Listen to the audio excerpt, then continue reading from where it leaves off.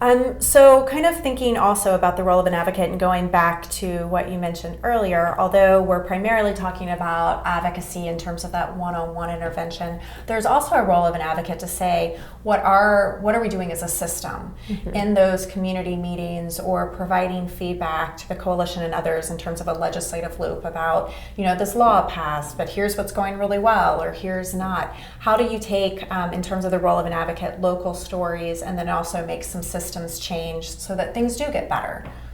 Yeah, so that's probably my favorite part of this work, is that we're providing in the moment individual support to people, and then we are also helping to change the culture in which people experience sexual violence. So we know that advocates have played a critical role in multidisciplinary teams, in providing training to community partners. So we can go into the local law enforcement academy and talk to folks who are in the process of starting their careers in law enforcement and say, here are some really great examples of ways that you can introduce yourself to a survivor when you arrive at the hospital.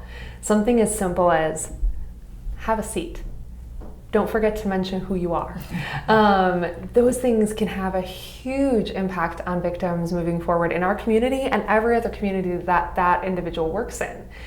So we have that long-term effect. And then on a larger level, we're able to communicate with decision makers.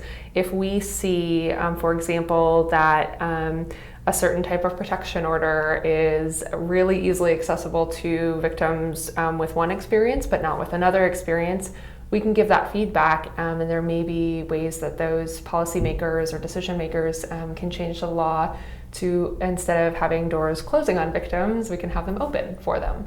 And I think being able to not only do that ourselves, but also empowering survivors to speak directly to decision makers can have a huge impact moving forward, and hopefully helping to prevent some of these types of crimes.